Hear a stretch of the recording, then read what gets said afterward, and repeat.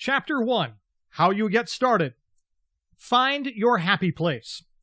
Finding your happy place means setting up your workspace in a way that allows you to be able to write efficiently and cohesively. Comfort is rule number 1 when sitting down to complete a long and technical piece of written art.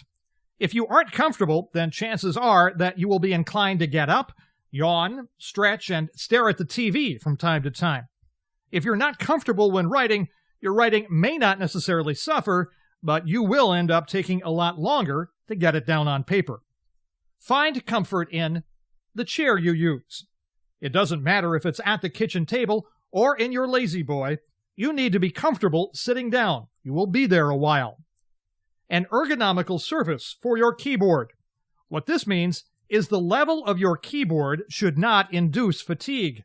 Keeping your keyboard higher than your elbows a bit helps you by allowing you to rest your palms on the bottom of the keyboard. This may sound like a bunch of bull, but give it a try. You'll be surprised what different keyboard levels do for your fatigue factor. Room with a view? This isn't necessarily the case when you are technical writing. Chances are that you are writing something technical and had to research it in the first place. A view really isn't going to help you find inspiration. Remember, you are writing nonfiction. The only time you will be using your imagination is when you are deciding which word to use to get your point across more efficiently. Music. Some people prefer to have their favorite kind of music playing while writing. While it may be distracting at higher volumes, it can actually help you by providing a rhythm to work with. Play around a bit with different music types to see if any of them help you. By the way, listening to classical music probably won't help you much, especially when you are writing about the different kinds of bacteria found in the average kitchen. Take breaks anytime you feel like you need one. You aren't in college anymore, and unless you are up against a deadline, you don't really need to write like there is no tomorrow. Taking a break is especially helpful if you find yourself having problems describing something effectively. Take a short break, go for a walk, or occupy your mind some other way. Chances are that while you allowed your mind the chance to relax a bit, the words you are looking for find their way onto the paper. Your writing or working area is your turf, and you should treat it as such. Having an area free of distraction will only serve to accelerate your writing. Not only does your happy space promote writing, but it promotes cohesive and effective writing. How to identify your topic.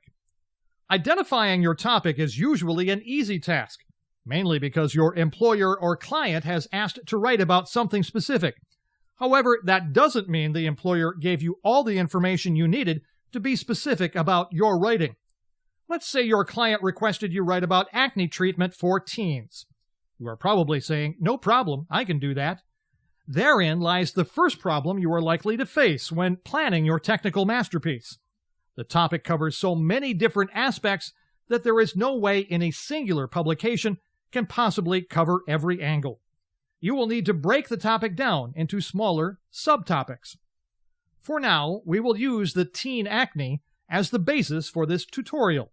Sit back for a second and think about all the other topics that can be associated to teen acne.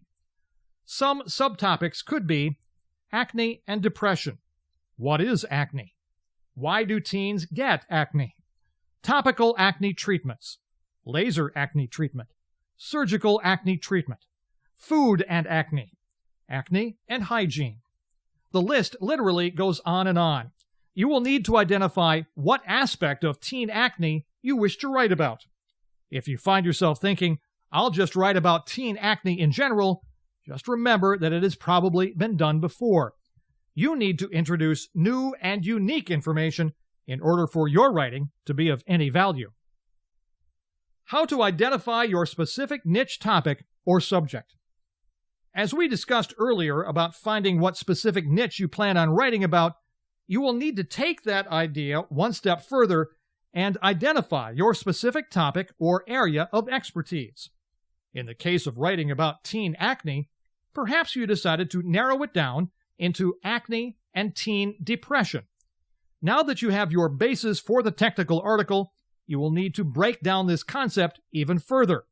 You need to be thinking about all the variations of depression there are, as well as remedies for them. Decide how to break down acne and teen depression. Isolating from friends. Problems with a boyfriend, girlfriend. Eating disorders. Changes in hygiene rituals. Social problems. Obsession with appearance. Remedies available. Topical acne medicine. Laser. Surgery. Depression medication. Therapy. Support groups. Peer support. The items listed above are just an example of the different ways you could approach the topic of teen depression. Each item itself could be further broken down as well. What it really comes down to is how specific you want to be in not only your technical writing, but how intensively you want to research your topic.